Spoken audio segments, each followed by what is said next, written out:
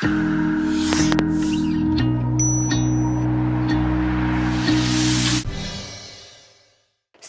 by Tata Motors Swavalambi Abhiyan, Garima Vikas Bank. Access to all.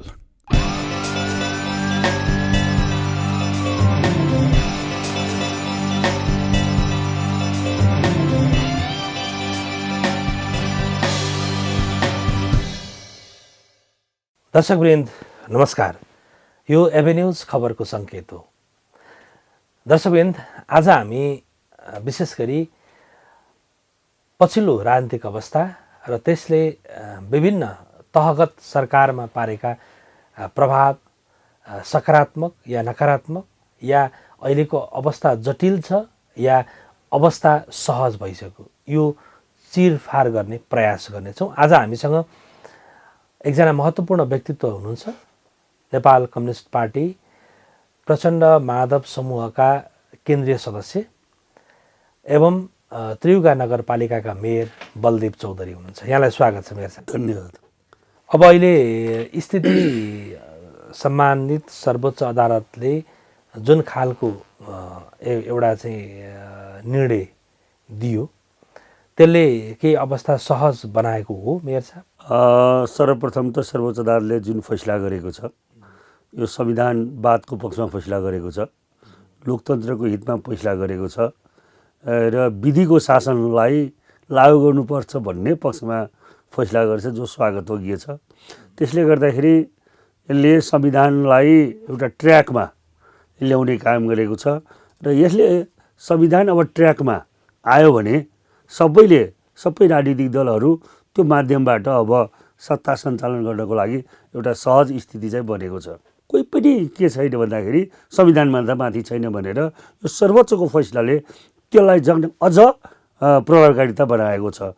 त्यो बुझाइ के छ भने अझ प्रष्ट भएको छ।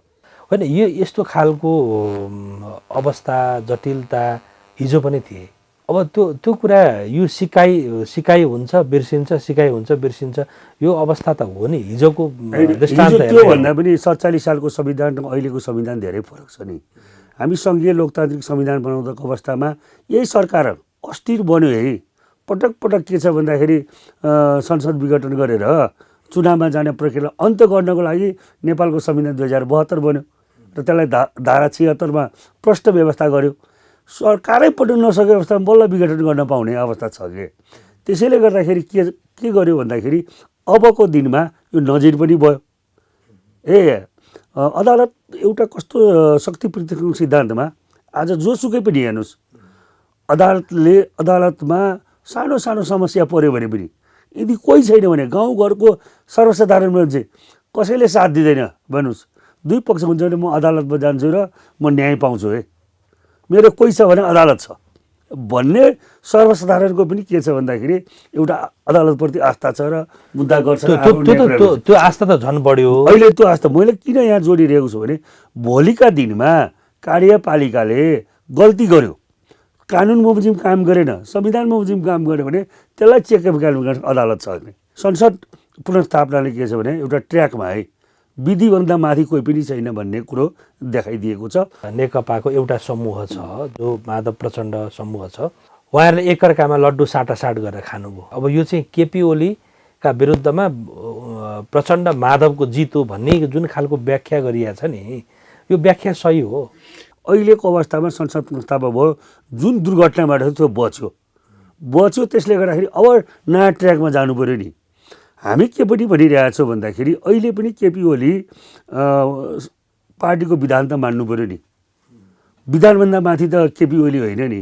हामी पनि केन्द्रीय सदस्य हौँ, हामीलाई पनि के छ भने संसद विघटन हुँदाखेरि पार्टीमा निर्णय गराउनु पर्दैन थियो, थाई कमिटीबाट निर्णय गराउनु पर्दैन थियो। हिजो पनि प्रचण्ड प्रधानमन्त्री हुँदाखेरि विधि र प्रक्रिया विपरीत गएका कारणले राष्ट्रपतिले सेनापति प्रकरणमा फिर्ता पठाउँदाखेरि राजीनामा दिनुपर्ने स्थिति भयो। भन्न खोजेको आज केपी ओलीमा जुन खालको प्रवृत्ति, व्यक्तिभन्दा पनि जुन प्रवृत्ति छ त्यो अरू नेताहरूमा पनि छ। केपी प्रवृत्ति अन्त्य गर्यो होला अहिले सर्वोच्चको निर्णयसँगै, तर यो प्रवृत्ति त थाती नै छ। भोलि पनि त्यो ठाउँमा पुग्ने व्यक्तिको प्रवृत्ति पनि त्यही रूपमा नजाला भन्न सकिन्न नि सर। हो होइन, यो प्रवृत्ति कस्तो छ भने यो प्रवृत्तिलाई चेक गर्ने भनेकै विधि हो, कानुन हो। हेर्नुहोस्, मान्छे सबै स्वार्थी हुन्छ र पावरमा पुगिसकेपछि उसले के छ भन्दाखेरि आफ्नो स्वार्थ देखाइहाल्छ, आफ्नो अहमता देखाइहाल्छ। त्यसलाई चेक गर्ने भनेको के हो भन्दाखेरि कानुनै हो। ऊ मनोपरि म मेयर छु, मैले आफ्नो काम गर्न पाउँछु र मैले भनेको कुरो लागु हुन्छ। म पनि विधि बनाएर कानुन बमोजिम बल्ल के छ भने नगरपालिका सञ्चालन गर्नुपर्छ, स्थानीय सरकार सञ्चालन गर्नुपर्छ। आज त्यस्तै गरेर प्रधानमन्त्रीले पनि त्यो अनुरूप नै सञ्चालन गर्नुपर्ने हो, पार्टी पनि त्यही अनुरूप चल्नुपर्ने हो। त्यसैले गर्दाखेरि कसैले खुसियाली मनाउँछ। हेर्नुहोस्, त्यो खुसियाली किन मनायो भने भन्दाखेरि अहिले नेपाली जनताले त्यत्रो सङ्घर्ष गरेर प्राप्त गरेको संविधान जो के छ भने खतरामा थिए, त्यो रक्षा भयो। अब यसमा डिरुमा जाउँ न, नेपाली जनताकै जित भएको छ। त्यसैले गर्दाखेरि यसलाई कसैले खुसियाली कसैले यो गर्ने भन्दा पनि अब नेपाली जनताको जित भएको छ। हामीले आफ्नो ठाउँबाट सचिएर के छ भने अगाडि बढ्नुपर्ने अवस्था चाहिँ भएको छ। प्रधानमन्त्री केपी ओली चाहिँ स्वेच्छाचारी भए, उनी विधि र प्रक्रियाभन्दा विपरीत गए, उनलाई त ट्र्याकमा ल्यायो। अबको मार्ग छ नि, अबको मार्ग सहज भएन भनेदेखि भोलि केपी ओली प्रवृत्तिहरू भोलि पनि देखियो भने त त्यसको परिणाम त झन् जटिल आउने अवस्था छ नि। यो साँच्चै अहिले झन् जिम्मेवारी हुनुपर्ने अवस्था चाहिँ भएको छ। त्यसमा पनि विशेष गरेर नेकपाको साथीहरूलाई त झन् जुन किसिमले आन्दोलन गरेर जनतालाई सचेत गराएर जुन कुराहरू जानकारी गराएको छ, अब देश अस्थिरतर्फ गयो है, अब स्थिरतर्फ आउनुपर्छ, त्यसको लागि पुनर्स्थापना हो। त्यसको लागि नेपाली काङ्ग्रेसले पनि त्यो कुरो राखेको छ। त्यो कुरा मधेसवादी दलहरूले पनि राखेको छ कि संसद पुनर्स्थापनाको माध्यमबाट के छ भन्दाखेरि हामीले के छ भने यो विभिन्न व्यतिथिहरूलाई अहिले संसदीय प्रश्नलाई हामी स्थापना गर्न चाहन्छौँ भनेर सबको कमिटमेन्ट छ। त्यसैले सबैको दायित्व होइन, केपी ओलीको पनि दायित्व आउँछ किनकि संसद पुनर्स्थापना भयो। म लोकतन्त्र मान्छु, म 13 दिनभित्रमा संसद बोलाउँछु भनिसकेपछि सबैको दायित्व के हो भन्दाखेरि अबको के छ भने अस्थिरता हटाएर स्थिरता कायम गर्ने पनि हो। यो अस्थिरता निम्त्याउने पनि नेकपा हो। अहिलेको अस्थिरताको मूल कारक नेकपा हो, किनभने जनताले पहिलो करिब 2/3 मत दिएर पठाएको पार्टी हो नि, जनताले विश्वास गरेर पठाएको। यो अस्थिरताको यसको चाहिँ जिम्मेवारी चाहिँ नेकपा लिनुपर्छ। सबै नेकपाले त लिँदा पनि लिँदैन। हेर्नुहोस् होइन, र जुन मुख्य जिम्मेवारी चाहिँ केपीले नै लिनुपर्छ। त्यसमा पनि केपी पनि नेकपाकै हो नि त। मैले तपाईँलाई भन्दैछु अहिले औपचारिक रूपमा अहिलेसम्म पार्टी विभाजन मलाई कस्तो लाग्छ भने नि, यदि विपक्षी दल कडा भइदिएको भए नेकपा फुट्दैन होइन। विपक्षी दल शेरबहादुर देउवा जे भनेपछि केपीले भनेपछि मानेको गर्ने। यतातिर केपीले त्यो अहमता आइसकेपछि पार्टीलाई कसैलाई टेर्दै नटेर्दै। त्यसैले लोकतन्त्रमा सबै फङ्सनहरू काम गर्नुपर्छ। केही जिम्मेवारी छ होइन, जिम्मेवारी लिनै पर्छ। अबको संसदले पनि प्रधानमन्त्री परिवर्तन गर्ने सम्भावना त देखिएको छैन। हेर्नुहोस्, अब प्रधानमन्त्री राजीनामा दिने मोडमा हुनु होइन, नैतिकता भए भए उहिले राजीनामा दिइहाल्नुपर्ने, बनै नहुने, आफूले गरेको काम सबै फेल हुने, त्यही पनि म ठिक छु भनिराख्नुपर्ने। यो नैतिकता एकलति पनि भएन, राजनीतिक नैतिकता छँदै छैन। तर पनि भोलिका दिनमा संसदमा त विश्वासको मत लिनु पऱ्यो, होइन अविश्वासको मत फेल गर्नु पऱ्यो। अहिले सबै पार्टीहरू के छ भन्दाखेरि केपी ओली गरेको कदम असंवैधानिक हो, केपी ओलीले गरेको कदम लोकतन्त्र विरोधी हो। त्यसले गर्दाखेरि सबै आन्दोलनमा थिए नि। आज त्यो पक्ष सबै एक ढिकम हुने अवस्था त छ, देखिरहेको छ नि। तर पनि त्यसमा चलखेल गर्न फेरि पनि केपी ओली खोजिरहेको छ। स्वतः सामान्य हिसाबले हेर्दाखेरि नेपाली काङ्ग्रेस, मधेसवादी दल, नागरिक समाज, नेकपा यताबाट गरेका, नेकपा झन् फुटेकै छैन भनौँ न, उहाँ आफै चोइटेर जानुभएको छ। अब तपाईँहरूले अब यसलाई कसरी सहज अवस्थामा, किनभने जनता यो सत्ता समन्वय सहकारी गर्नुपर्छ। अहिले त के पनि भनिरहेको छु भने देख्न चाहँदैन। हामी भर्खरै थाई कमिटीको बैठक बसेको छ नेकपाको होइन, यतातिर दाहाल र नेपाल पक्षको। हामीले अनुरोध गरेको छौँ विभिन्न कारणले केपी ओलीदेखि बाहेक, केपी ओली पनि सचिन त सचिँदैन अहिले नै राजीनामा दिनुपर्ने ऊ प्रवृत्ति सचिँदैन। त्योदेखि बाहेकका अन्य डर धाक अरू नेता साथीहरू जानुभएको छ या हाम्रै कार्यकर्ताहरू जानु छ भने फर्किनुहोस् वेलकम गर्छ भनेर निर्णय गरिसकेको छ। त्यसैले गर्दाखेरि अहिलेको अवस्थामा धेरै सम्भावनाहरू मलाई पनि धेरै साथीहरूले फोन गर्नुभएको छ। हामी पनि केही कारणले गर्दाखेरि उता लागेको थियौँ तर यतातिर आउन तयार छौँ, हामीलाई त्यति धेरै नभन्नु होला है, हामी धेरै साइलेन्स थियौँ भनेर आइरहेको छन्। त्यसैले भोलिको दिनमा यो दाहाल प्रचण्ड समूहकै जुन अहिले बहुमत छ, केन्द्रीय कमिटीमा बहुमत छ र भोलि पार्टी निर्णय हुँदाखेरि नेकपा पार्टी पनि रहन्छ, सूर्य चिन्ह पनि धेरै साथीहरू आउँछ र यसलाई अस्थिरतालाई स्थिरतातर्फ ल्याउने काम पनि नेकपाले गर्छ। त्यसैले समन्वय सहकार्य यो 5 वर्ष जुन तपाईँहरूलाई विश्वास गरेर जनताले अभिमत दिएकालाई यसलाई बचाउनका लागि प्रयत्न चाहिँ के हुन्छ होला? तपाईँहरूले सङ्घमा एक खालको गभर्मेन्ट कोलिएसन गभर्मेन्ट बनाउनु होला, तर जनअपेक्षा त त्यो होइन होला नि। साँच्चै भन्दाखेरि समस्या चाहिँ छ। अहिले सङ्घ सरकार, प्रदेश सरकार, स्थानीय सरकार, त्यो सरकार हामी अभ्यासमै रह्यौँ कि जहिले पनि सङ्घीय सरकार, प्रदेश सरकार, स्थानीय सरकार समन्वय सहकारी सहअस्तित्वको एउटा विधि थियो, त्यो चल्न सकेन। त्यही सँगसँगै एउटा ठुलो दुर्घटना घट्यो यहाँ। त्यो दुर्घटनाको कारणले गर्दाखेरि असर स्थानीय सरकारमा पनि चल्यो, जसले गर्दाखेरि अहिले तपाईँले भनेको कुराहरू त्यो समस्या छ तर पनि अब समाधान भएर जान्छ। अब सङ्घ सरकारमा कोलिएसन गभर्मेन्ट बन्ने बित्तिकै स्थानीय प्रदेश पनि मिल्छ त? स्थानीय सरकार भनेको के हो भन्दाखेरि त्यसलाई त छुन सक्ने सरकार, घरको सरकार भन्छ, उसकै घरमै पुग्छ। त्यसैले गर्दाखेरि यो धेरै दिन टिक्दैन र त्यसलाई के छ भने विधिसम्मत अघि पनि भने जसरी संविधान छ, जसरी के छ भने प्रदेश सरकार सञ्चालन गर्ने कार्यविधिहरू छन्, त्यस्तै गरी स्थानीय सरकार सञ्चालन गर्न सम्बन्धी नियमावली छ। त्यस आधारमा के छ भन्दाखेरि हामी के छ भने यस कार्यपालिका चल्नुपर्छ, स्थानीय सरकार चल्नुपर्छ र विकास निर्माणमा चाहिँ समस्या चाहिँ भएको छ। किनकि सङ्घको पैसा खर्च हुन नसक्ने सम्भावना देखिरहेको छु। जसरी संसदीय कोषहरूको पैसाहरू पनि खर्च हुन नसक्ने सक्छ, तर हामी स्थानीय सरकारको चाहिँ अहिले नै 80% जति हाराहारीमा खर्च गरिसकेका छौँ। अब केही कानुनहरू, केही टेक्निकल कुराहरू छन्, त्यसलाई चाहिँ हामीले हिउँदे अधिवेशनमा फेरि कानुन बनाएर त्यसलाई खर्च गरेर केही बजेटका सुनिश्चितताहरू गर्नुपर्ने अवस्था चाहिँ छ। टाटा मोटर्स स्वावलम्बी अभियान। टाटा मोटर्सले विदेशबाट फर्किएका युवाहरूलाई आफ्नै देशमा केही गर्न सहयोग पुगोस् भनेर टाटा मोटर्स स्वावलम्बी अभियान ल्याएको छ। टाटाका कुनै पनि कमर्सियल गाडीहरू खरिद गर्दा बिना धितो 75% सम्म फाइनेन्सको सुविधा दिएको छ, त्यो पनि 6% भन्दा कम वार्षिक ब्याज दरमा। कुन गाडी कस्तो प्रयोजनमा लगाउने र कुन व्यवसाय गर्न सकिन्छ भन्ने विषयमा व्यावसायिक परामर्श पनि कम्पनीले नै दिने गर्छ। विस्तृत जानकारीको लागि नजिकैको सिप्रदी ट्रेडिङको कार्यालयमा सम्पर्क गर्नुहोस् अथवा फोन नम्बर 9801 07600 मा मिस कल दिनुहोस्। टाटा मोटर्स स्वावलम्बी अभियान।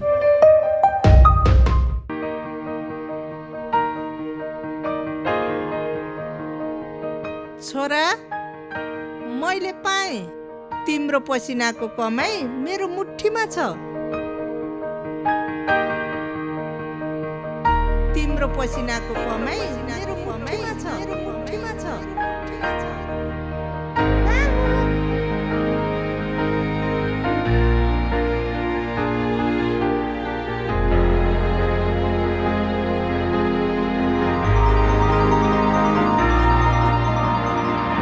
सन्तानको विश्वास आमा, आमाको विश्वास गरिमा, गरिमा विकास बैंक, एक्सेस टु ऑल।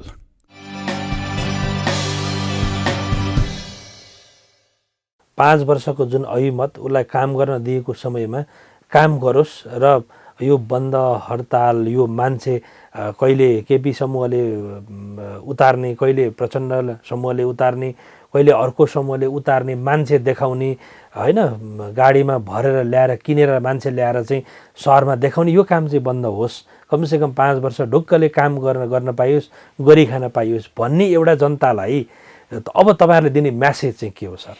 हिजो दिनमा होइन, यो कहिलेकाहीँ कस्तो हुन्छ भन्दाखेरि नि लिगल सिस्टम र के छ भन्दाखेरि मेटालिगल सिस्टम, कानुनी गैर कानुनी तरिका, कहिलेकाहीँ पावरले कानुन मिच्छ भने त्यसलाई ठिक लाग्न फेरि पनि के छ भने मेटालिगल सिस्टम, गैर कानुनी तरिका अपनाउनु पर्ने बाध्यको स्थितिमा बन्यो। केपी शर्मा ओलीले जुन प्रधानमन्त्री हुनुहुन्थ्यो संसद विघटन गरिदिनु भयो ऊ त कानुनी सिस्टम नमान्ने 200% निर्वाचन हुन्छ भनेर सबैलाई दबाब दिने इभेन्ट कि अब सर्वोच्च अदालतलाई पनि विराटनगरकोबाट दबाब दिनेको बेलामा दबाबै दिनु पर्यो। त्यस कारणले गर्दाखेरि त्यतिखेर जनता साथमा चाहिन्छ। जनता पनि के छ भने लोकतन्त्रको पक्षमा छ नि। अब यो के छ भने यसलाई सडकमा स्वतस्फूर्त आउनु पर्यो। किनेर भाडामा ल्याएर पशुपति घुमाउन ल्याएर चाहिँ सभामा राखेर यो भनेको सबै पक्षको हैन, केही पर्सेन्ट हुन सक्छ, तपाईहरु सबै पक्षको केही पर्सेन्ट हुन सक्छ। मैले भने नि ओली पक्षको पनि नेपाल पक्षको पनि अरु पक्षका पनि सबैका तरिका यही हुन् हैन कि जनताले देखेका छन्, थाहा छ सर हैन। त्यसैले यो खालको गाई जात्रा नहोस्, काम गर्न दिएको अभिमत काम गरेर देखाउनुहोस् भन्ने एउटा अपेक्षा हो कि जनताको। कानुन सबैले जान्नै पर्छ है। इग्नोरेन्स अफ ल इज नो एक्सक्युज। कानुनको अनभिज्ञता क्षम्य हुँदैन। संविधानको बारेमा यो आन्दोलनले सबै नेपाली जनताले जाने, त्यसको राइट्स हो। उसले त्यो यहाँ पशुपति आए पनि मञ्चमा आएर भाषण गरेर घरमा पढेको छैनन्। संविधान भनेको मूल कानुन हो नि। त्यो गायत्री मन्त्रभन्दा जसरी सबैले नेपाली जाति किनेर राख्नुपर्छ। आज दक्षिण अफ्रिकामा सबले एक एकवटा दिनु पर्यो। आज हामीले पटक पटक के छ भने सबै पार्टीले पनि विभिन्न भाषामा, हामीले नेकपा पनि थारू भाषामा, मैथिली भाषामा, अरू भाषामा बाँड्यौँ, तर पनि नेपाल सरकारले घर घरमा दिनुपर्ने भन्नु। हिजो माधव नेपाल प्रधानमन्त्री हुनुहुन्थ्यो, प्रचण्ड हिजो सडकमा हुनुहुन्थ्यो। 9 दिनसम्म नागरिक सर्वोच्चताका नाममा हिजो 9 दिनसम्म आम हडताल गरेको अवस्था त हो। अब हिजो त्यो घटना भयो, नागरिक सर्वोच्चता बुझे, आज यो घटना भयो, संविधान बुझे भनेर घटना कुरेर बस्ने कि यो कल्चरलाई अन्त्य गर्नु पर्यो। यो डिफेक्टिभ त्रुटिपूर्ण सामाजिक मान्यताहरू छन् कि जो काठमाडौँमा घुसै खाएर भए पनि घर बनाएको छ भने त्यो ठुलो मान्छे, जो इमान्दारी साथ बसेर काम गरेको छैन त्यो चाहिँ ठुलो मान्छे। जसरी पैसा कमायो भने के छ भने त्यो के छ भने राम्रो मान्छे भनेर समाजले ल यत्रो दिन काम गर्यो के गर्यो, उसले त एउटा घर बनाएर मजाले बसेको छ भने गाउँमा। त्यसैले यो समाजलाई रूपान्तरण गर्न जरुरी छ। त्यो रूपान्तरणको पक्षमा छौँ होइन। त्यसैले गर्दाखेरि यसले सचेतना ल्याउँछ कि हिजोको दिनमा हामी एमाले थियौँ होइन, एमाले थियौँ, प्रचण्डसँग एकता, माओवादीसँग एकता हुन्छ भने कल्पनै थिएन। आज एकता भयो, आज हामी प्रचण्डसँग छौँ। त्यो कल्पनै हुन नसक्ने काम गरेर फुटेको हो कि होइन? त्यो त होइन, त्यो अहमताले फुटेको हेर्नुहोस्। राम्रो काम गर्नको लागि एकता भएको थियो। त्यसलाई के छ भने केपी ओलीले आफ्नो स्वार्थको लागि आफ्नो केही सीमित व्यक्तित्व उनीहरूको घेराबन्दीको लागि प्रयोग गरेकोले गर्दाखेरि भएको। नभए त 5 वर्ष मलाई भनौँ न, एउटा के भनेखेरि सहमति त भएकै हो नि। त्यो गोप्य सहमति गरेर भएन, त्यो त लिखित रूपमा भएको छ नि। त्यो त जनतामाझ अब पार्टीमा बकाइदा हुनुपर्ने कोठाभित्र बसेर दुईटा अध्यक्ष बसेर चाहिँ गरेका सहमति, पार्टीको केन्द्रीय कमिटी, पोलिट ब्युरो, अरू कमिटीहरू छन्, त्यत्रा ऊ छन्, त्यो त बाहिर सार्वजनिक जब अप्ठ्यारो पर्यो अनि त्यसपछि बाहिर निकाल्नु मान्नेरै थियो नि होइन। त्यसैले गर्दाखेरि अबको एउटा पुस्ता छ, हामीले विभिन्न पुस्ता छौँ। जो पहिलो पुस्ता संस्थापक कालदेखि नै अहिलेसम्म हुनुहुन्छ एउटा पुस्ता। अर्को पुस्तक के छ भन्दाखेरि 46-48ले आन्दोलन गरेको एउटा पुस्ता छ। 62-63 को आन्दोलनले एउटा पुस्ता जन्माएको छ। त्यस्तै गरेर जनयुद्धले एउटा पुस्ता जन्माएको छ। र अहिले साइबरहरूको काम छ, जो आन्दोलनले गरेको छ, टिनेजको पनि एउटा पुस्ता छ। त्यसलाई अब समायोजन गर्न जरुरी छ है। सबै पुस्ताको एउटा जुन अभिभावकत्व छ, जो संस्थापक कालदेखि अहिलेसम्म हुनुहुन्छ, आन्दोलन गर्नुभयो, दुःख गर्नुभयो। अब हामीले पहिलो पुस्ता, अब केपी, प्रचण्ड, माधव लगायतलाई प्रधानमन्त्रीबाट ब्याक हटाएर उहाँलाई अभिभावकको रूपमा स्थापित गरेर नयाँ पुस्ता भनेको अर्थ तपाईँको 50 देखि 65, 60-65 सम्मको जेनेरेसनलाई चाहिँ अब कार्यकारी पोजिसनमा लानका लागि यो खालको एजेन्डा आयो भने सहमति नजिक हुन सक्छ कि कतै? हामीले संविधान उसमा युवाहरूको पहुँच पार्टीमा भएन है। एउटा केन्द्रीय कमिटी बन्नको लागि कति वर्ष पर्खिनु पर्ने? गाउँ कमिटी बस्नुपर्ने, जिल्ला कमिटी बस्नुपर्ने, त्यतिखेर अञ्चल कमिटी थियो, अञ्चल कमिटी बस्नुपर्ने, अनि बल्ल केन्द्रमा बन्दाखेरि 60 वर्षभन्दा पनि आइसक्नुपर्ने। त्यो परम्पराको अन्त्य गर्नु पर्यो है। त्यसैले युवाको पहुँच पार्टीमा हुनु पर्यो। त्यो किसिमको के छ भने गरेर हामीले युवाहरूमा चलाएको हामीले इन्क्लुसिभ डेमोक्रेसीको कुराहरू पार्टीको विधानमा हुनु पर्यो है। पार्टीको विधान डेमोक्रेटिक छैन भने, पार्टीका विधान के छ भने लोकतान्त्रिक छैन भने त्यसमा के छ भने फेरि पनि समावेशी हुन सक्दैन र निरङ्कुशताको हाबी हुन सक्छ। त्यसैले युवा पुस्ता जानुपर्छ भनेर हामीले उहिलेदेखि बहस गरिरहेको र अहिले पनि हाम्रो के मान्यता छ भने अबको जुन पुराना पुस्ताहरू छन् अहिले पनि उहाँहरू युवै बन्नुहुन्छ, तर पनि हामी के भन्छौँ भन्दाखेरि उहाँहरूलाई सम्मान गर्नुपर्छ। उहाँहरूले अहिलेसम्म त्यस ठाउँमा लाउनु पऱ्यो। उहाँहरूले अब अभिव्यक्तको भूमिका खेल्नुपर्छ है। अब अभिव्यक्तको भूमिका खेलेर हस्तान्तरण होइन पुस्तान्तरण गर्नुपर्ने आवश्यकता चाहिँ छ। अब नामै तकौँ केपी ओली, शेरबहादुर देउबा, प्रचण्ड, माधव नेपाल, झलनाथ खनाल लगायतले अब म प्रधानमन्त्री बन्दिनँ भनेर सार्वजनिक रूपमा घोषणा गरियो भने एक खालको ऊर्जा पनि आउँछ नि। उहाँहरूले गर्न सक्नु पर्यो, सक्नु पनि पर्छ होला होइन, किनकि त्यो नसक्ने मान्छेले केपी ओलीको प्रवृत्ति विरुद्ध किन विद्रोह गर्छ? लोकतन्त्र यसले मात्रै भ्याउँदैन होइन कि अहिले पनि अरू देशहरूमा भनौँ न अहिले बाइडेन पनि आज अमेरिकाको राष्ट्रपति बुढाइ हुन् नि होइन। त्यसैले हामीले त्यो पुस्तालाई पहिलोचोटि भयो नि यो क्रम होइन उठिसकेको छ। हामी जस्तो त मैले पटक पटक के भन्ने गरेको छु भने हामी 3 करोड भएको यस्तो विश्वमा यस्तो नेपाल देश त छँदै छैन। हेर्नुहोस् है, हामीले 6-7वटा सेक्टरमा, इन्फ्रास्ट्रक्चरको सेक्टरमा होइन त्यसलाई पूर्वाधार भन्छौँ, इनर्जीको सेक्टरमा, ऊर्जाको सेक्टरमा, त्यसपछि एजुकेसनको सेक्टरमा, पर्यटनको क्षेत्रमा, हामी के छ भन्दाखेरि एग्रिकल्चरको सेक्टरमा काम मात्रै गऱ्यो भने 3 करोड नेपालीलाई दुध भात खाने पैसा पुग्छ। र मैले पटक पटक के पनि भनिरहेको छु भने अब यदि स्थिर सरकार बन्यो भने यहाँका मजदुरहरू, यहाँका के छ भने जुन पछाडि परेका वर्गहरू छन्, दलितहरू 6 महिना 1 वर्ष विदेशमा घुमेर आयो भने बल्ल समय सिक्छ के। आज अङ्ग्रेजी टाइम भनिरहेछ, चाइनिज टाइम भनिरहेछ। अङ्ग्रेजी टाइम भनेको 8 बजे भनेको 8 बजे हो, चाइनिज टाइम भनेको 8 बज्नुभन्दा 5 बजे अगाडि हो। अब यहाँ नेपाली टाइम 8 बजे भनेको 10 बजे हुन्छ अनि कहाँबाट विकास? त्यो समय सिक्छ के। विदेशमा गएपछि हाम्रै दाजुभाइ दिदीबहिनीहरू 8 बजे भनेको 8 बजे पुग्छ, 9 बजे भनेको 9 बजे पुग्छ। त्यसैले त्यो सिक्ने व्यवस्था चाहिँ यो कल्चरको डेभलप गर्नु पर्यो। हामीले सिकाउन सकेनौँ, अब विदेशीले सिकाउनु पर्यो होइन। मैले कति मात्रै भने नि त्यहाँ बुझेर कतिपय कुराहरू हाम्रो कल्चर के छ भने मैले अघि पनि भने हाम्रो समाज सामन्ती समाज हो। हाम्रो समाज के छ भन्दाखेरि छिट्टै पैसा कमाउने समाज हो। पद्धति गऱ्यो भने हामी स्कुलिङ पनि गर्नु पऱ्यो कि। अहिलेसम्म हामीले राजनीतिक दलको साथीहरूले हामीले केवल त्यसमा गएको छौँ, समाज व्यवस्था पनि सिकाएको छ। अब यो पहिलो पुस्ताले चाहिँ अब म प्रधानमन्त्री कार्यकारी पदमा रहन्न भनेर प्रतिबद्धता यो 13 दिन जुन सम्मानित सर्वोच्च अदालतले 13 दिनको समयभित्र भनेको छ, संसद बस्नु अगाडि नै एउटा त्यो कमिटमेन्ट त अब आउनुपर्छ होला नि। यदि त्यो चाहिँ प्रवृत्ति सुधार्न खोजेको यदि हो भनेदेखि त्यो कुरो पनि उठिरहेको छ हेर्नुहोस्। तर पनि अहिलेका दोस्रो पुस्ताहरूमा पुस्तान्तरण या हस्तान्तरण बहसहरू छलफल चलिरहेको छ।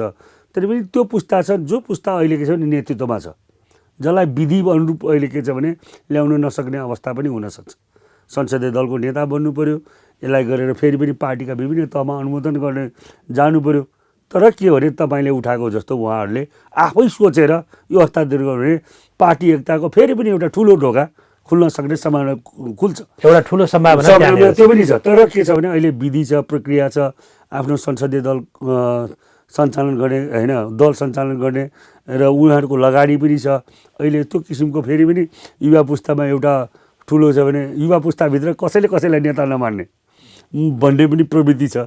त्यो विभिन्न खालको प्रवृत्तिहरूलाई अन्त्य गर्नु पर्छ। त्यसैले गर्दाखेरि तपाईँले भने जस्तो एउटा यो पुस्तालाई गऱ्यो भने एउटा यसले पनि अब ल है युवा पुस्ता आओ तयारी हो, हामी बरु केही गल्ती गर्छौँ भने कारवाही गर्छौँ, होइन भने हामी यो ठाउँमा बस्छौँ, हामीले निर्णय गर्छौँ, यसलाई चाहिँ कार्यान्वयन गर भन्ने हिसाबमा पुग्यो भने अझ राम्रो सुनमा सुगन्ध हुन्छ। हुन्छ बलदेव चौधरीज्यू, यहाँको यो महत्त्वपूर्ण समय दिनुभयो, यहाँलाई धेरै धेरै धन्यवाद। तपाईँलाई पनि धन्यवाद। पक्कै पनि पछिल्लो राजनीतिक घटनाक्रमले एक खालको सङ्घ, प्रदेश र स्थानीय तहमा प्रभाव पारेको छ। विभिन्न खालका जटिलताहरू देखिएका छन्। यसको एउटै विकल्प भनेको जनताले अभिमत जुन 5 वर्षका लागि सरकार सञ्चालनका लागि ऐमध्येका थिए। मिलेर नेकपाले चलाइदियोस् भन्ने, यदि त्यो गरियो भने अस्थिरता रहन्न, यदि अझै पनि मिल्न नसक्ने स्थिति हो भने यो अस्थिरताले आगामी बाँकी रहेको 2 वर्षको कार्यकाल झन जटिलतातर्फ जानेछ भन्ने निश्चित पनि देखिएको छ। यसप्रति ध्यान जाओस्। बलदेव चौधरी मेयर साहबले भने जस्तै अब पहिलो पुस्ताले पटक पटक प्रधानमन्त्री भएका पुस्ताले अब प्रधानमन्त्री बन्दिन भनेर संसद बस्नु अगाडि नै सार्वजनिक रूपमा प्रतिबद्धता गरिदिने हो भने नेकपा पनि एक हुन सक्ने सम्भावना बलदेव चौधरी देख्नुहुन्छ र सँगसँगै यो अस्थिरता अन्त हुने सम्भावना पनि करिब करिब नजिक छ। यो चेत समयमै जाओस्। आजका लागि यति नै। भोलि फेरि नयाँ विषय र प्रस्तुतिका साथ उपस्थित हुने छौँ। तबसम्मका लागि आजका हाम्रा अतिथि बलदेव चौधरी, म सञ्चालक शिव अधिकारीसँगै सम्पूर्ण टिम आगे माग्छौँ। नमस्ते।